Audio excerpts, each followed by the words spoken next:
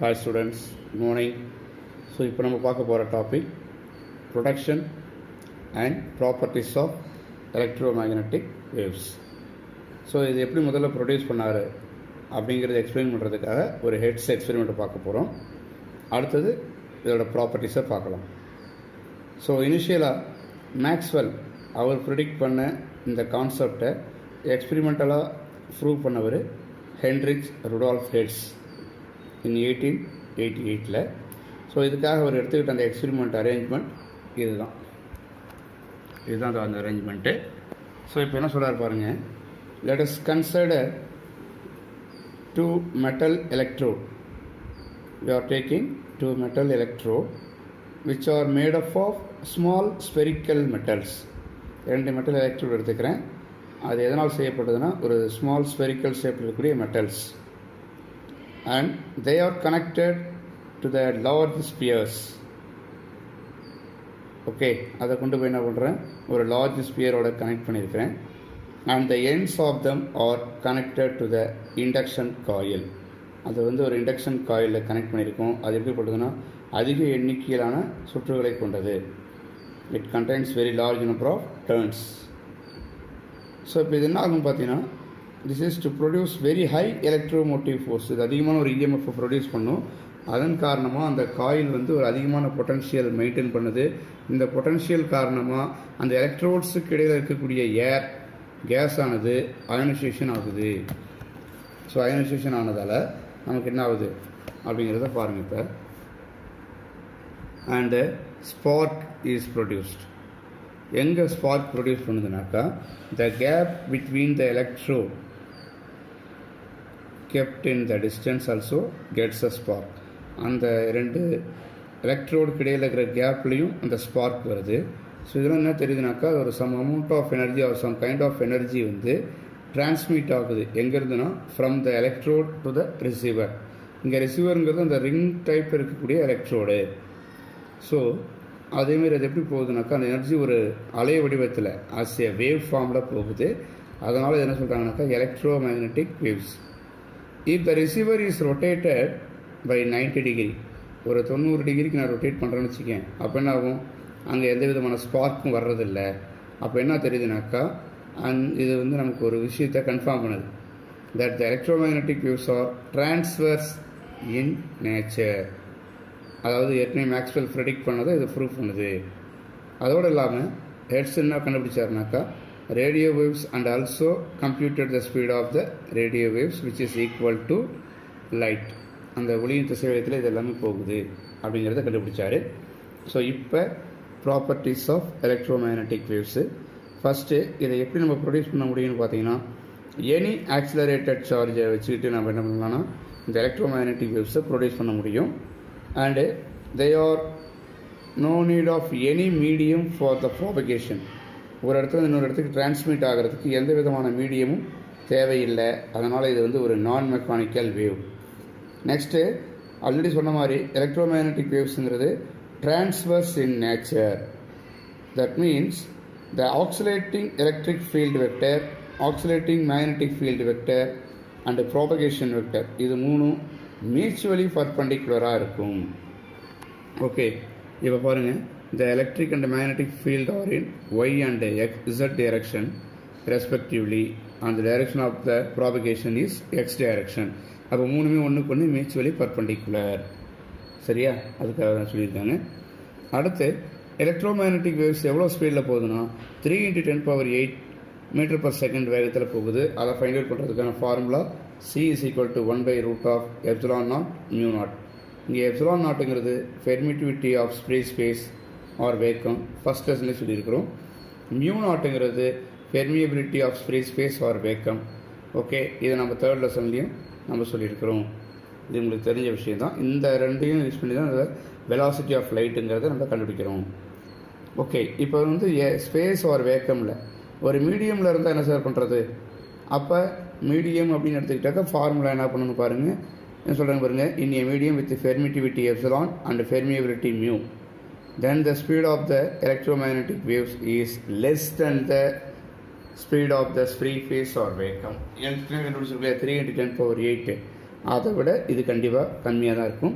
So இதுக்கான formula கொடுத்துருக்காங்க பாருங்கள். Mu is equal to root of epsilon r into mu r. Epsilon ஆருங்கிறது relative permittivity, mu ஆருங்கிறது relative permeability. உங்களுக்கு ஏற்கனவே தெரிஞ்சது தான். அடுத்து இந்த எலக்ட்ரோமேக்னட்டிக் வேவ்ஸ் வந்து எலக்ட்ரிக் ஃபீல்டாலேயோ இல்லை மேக்னட்டிக் ஃபீல்டாலேயோ டிஃப்ளெக்ட் ஆகிறது இல்லை. It's not deflected by electric or magnetic field. ஏன்னா இது வந்து சார்ஜ்டு பார்ட்டிகல்ஸ் கிடையாது. Next electromagnetic waves can show interference, diffraction and also polarised. அதாவது லைட்டோட ப்ராப்பர்ட்டிஸான இன்டர்ஃபியரன்ஸ், டிஃப்ராக்ஷன், போலரைசேஷன் இது எல்லாத்தையுமே இது என்ன பண்ணுது, நமக்கு ப்ரூஃப் கொடுக்குது. நெக்ஸ்ட்டு எனர்ஜி டென்சிட்டி, அதாவது எனர்ஜி பர் யூனிட் வால்யூம் அர்த்தம்.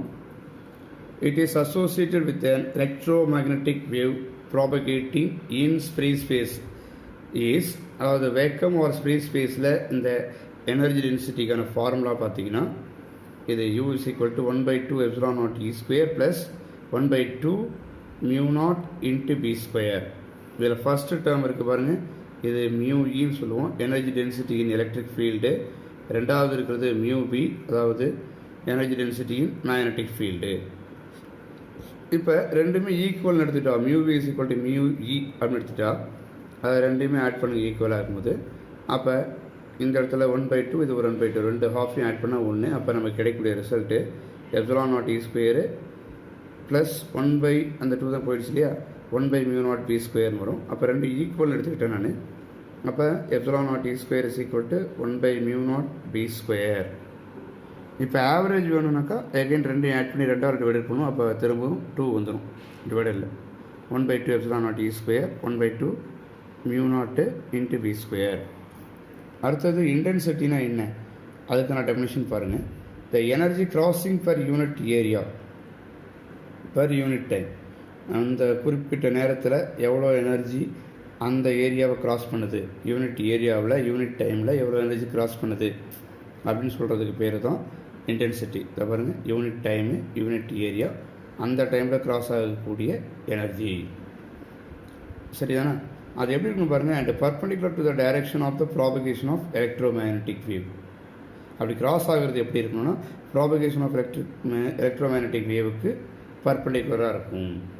ஸோ அப்போ இதில் என்ன சொல்கிறாங்க பாருங்கள், எனர்ஜி பர் டைம் அப்படின்னு எடுத்துகிட்டா அது வந்து பவர் இந்த சர்ஃபேஸ் ஏரியா. அப்போ power by surface area I is equal to P/A அப்படி நம்ம எடுத்துக்கலாம். நெக்ஸ்ட்டு இது மற்ற வேவ்ஸ் மாதிரி இந்த எலக்ட்ரோமேக்னட்டிக் வேவ்ஸ் அப்படி பாருங்க, it also carry the energy and momentum. அப்போ எனர்ஜியும் மொமெண்டத்தையும் கேரி பண்ணுது. அப்போ என்ன சொல்கிறாங்கன்னா, ஒரு electromagnetic wave of energy U propagating with the speed c has the linear momentum. எவ்வளோ நமக்கு இருக்கும் அப்படின்னு பார்த்தீங்கன்னா energy by speed u/c. The force exerted by the electromagnetic wave on the unit area of the surface is called radiation pressure. நமக்கு தெரியும் force per ஏரியானாலே ப்ரெஷர்னு தெரியும்.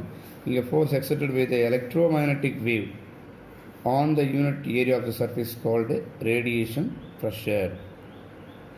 அதே மாதிரி if the electromagnetic wave incident on a metal surface is completely absorbed, ஃபுல்லாகவே absorb ஆகிடுச்சுன்னு சொன்னால், then the energy delivered is u and the momentum imparted on the surface is p. அப்போ p is equal to u/c. ஏற்கனவே சொன்ன formula தான், right? இப்போ இதே மாதிரி ஏற்கனவே சொன்ன அந்த இன்டென்சிட்டியோட ஃபார்முலாவை வச்சு இப்போ திரும்ப ஒன்று சொல்ல போகிறேன். அதுக்கு பேர் பாயிண்டிங் வெக்டர். என்னது? பாயிண்டிங் வெக்டர்னு சொல்கிறோம். பாயிண்டிங் வெக்டர்னா என்ன அப்படின்னா, the rate of flow of energy crossing area. Rate of ஃப்ளோனாக்கா டைமை பொறுத்து எனர்ஜி போகிறது. அப்போ மேலே எனர்ஜி பை டைமு எங்கே போகுது, per unit area, crossing a unit area, அப்போ டிவைடட் பை ஏரியா இல்லையா? ஏற்கனவே சொன்ன மாதிரியே இருக்குது பாருங்கள், energy per time by area இல்லையா? அப்போ அதுக்கு பேர் என்ன சொல்கிறாங்கன்னா Poynting vector. This is known as pointing vector. அப்போ ஒரு electromagnetic waves formula S vector is equal to 1/mu naught into E vector cross B vector. சரியா? அப்போ இதோட ஃபார்முலா கொண்டு வந்து முழுசாக அப்ளை பண்ணுறாங்க. C square epsilon naught, c square epsilon naught into E vector cross B vector. இந்த 1/μ0ஓட value இது சி ஸ்கொயர் எப்சிலான் நாட். சரியா? Right. So the unit for the Poynting vector என்னன்னு கேட்டிங்கன்னா weber by metre square. The pointing vector at any point gives the direction of energy transport from the point. அந்த Poynting vector எதை கொடுக்குன்னா direction of the energy transport from the point. ஒரு பாயிண்ட்லேருந்து எந்த டைரக்ஷனில் energy transmit ஆகுது அப்படிங்கிறத நம்ம தெரிஞ்சிக்க முடியும். இந்த electromagnetic waves energy and momentum மட்டும் பாஸ் பண்ணாமல் ஆங்குலர் மொமெண்டத்தையும் கேரி பண்ணும். ஸோ இதுதான் properties of electromagnetic waves.